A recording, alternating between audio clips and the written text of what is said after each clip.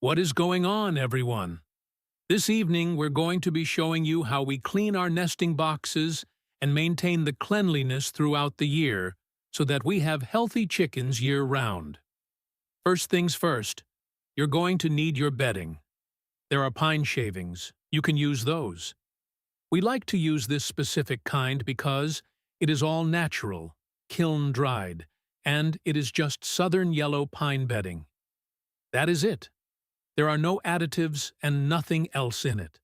There are no warnings about cancer harm. The next thing is going to be leaves, if you have them, which is a free option. Then there are wood chips.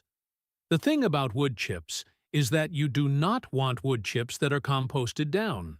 You want fresh wood chips, or at least ones that have not started decaying and becoming like dirt, because you do not want to have mites in it, and other little things like that will irritate the chicken underneath. Then the next thing is going to be diatomaceous earth. 100% diatomaceous earth is what you want. You do not want anything that has added other junk in it. This is all natural freshwater diatomaceous earth.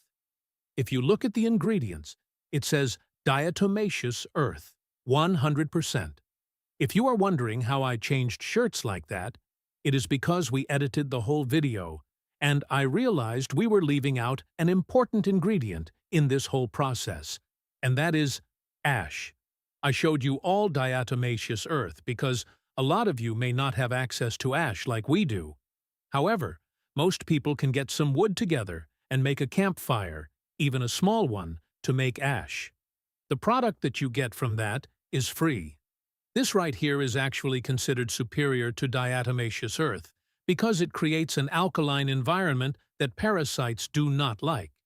It also is going to act as a smothering agent, so if there are mites in there, they will suffocate in the ash. It is also less of an irritant to the respiratory system. I recommend getting a trowel. This is like a mudding trowel.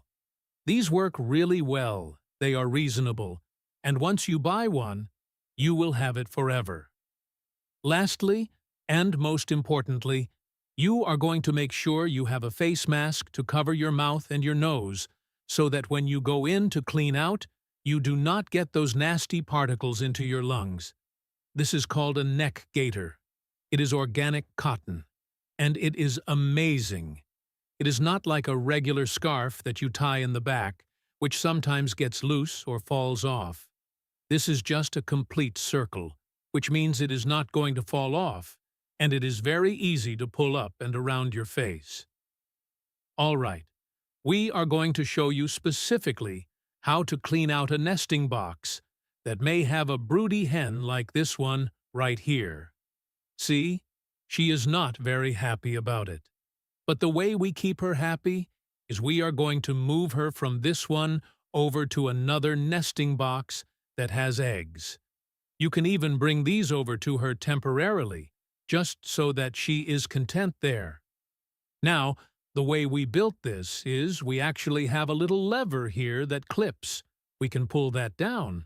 I highly recommend this, guys. It is a lot easier because if you have a lip like this, it makes it very hard to get all the material out. If you have it like this, you can drop it and sweep it all out. Now, if you do not have this option, you can use a shop vac with an extension cord, and you can use it that way. It is a little easier. Or just get as much as you can with your hands. All right, so next thing, we are going to get our tool. These are different size trowels. This one does not really fit all the way up in there. And so, we are going to go ahead and just use this smaller tool. I am remembering we need to have this on our face. I am going to bring this up and around like this. Make sure it is fully covering my nose and my mouth. I do not want this into my lungs at all. Come in here and just scrape it right into the bucket. All right, now we are going to take our diatomaceous earth. I like to go liberally on the bottom here, just like this. Spread it out nicely.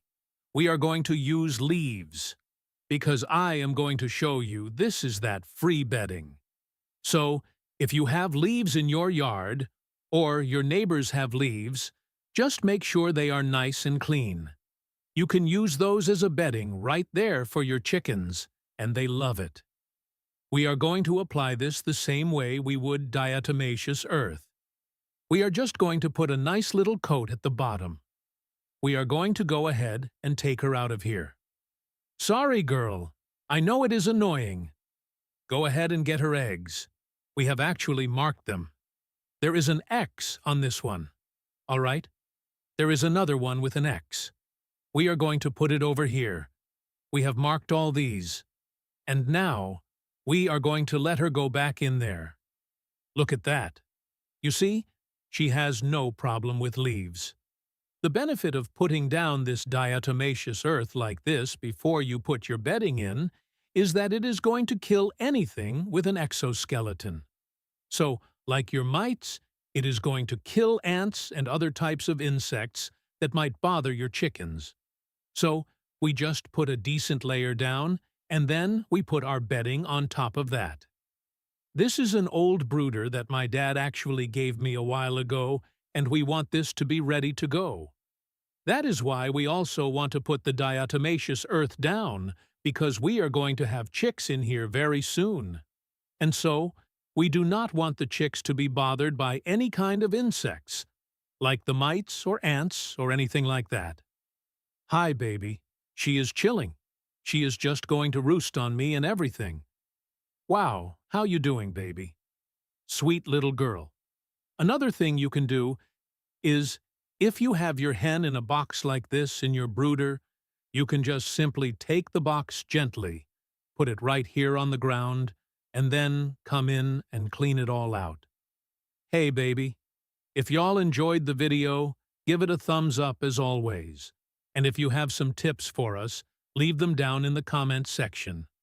Let us know what you like to do to help keep a nice clean nesting box year-round. Can you say bye? Bye, bye. You ready to go sleep, huh? Are those your friends? Yeah. If this guide on maintaining a healthy environment for your flock was helpful, please subscribe and like the video. We are uncovering the essential homesteading practices that others might overlook. Let's cultivate a better future for our animals. The next treasure of knowledge will be opened soon.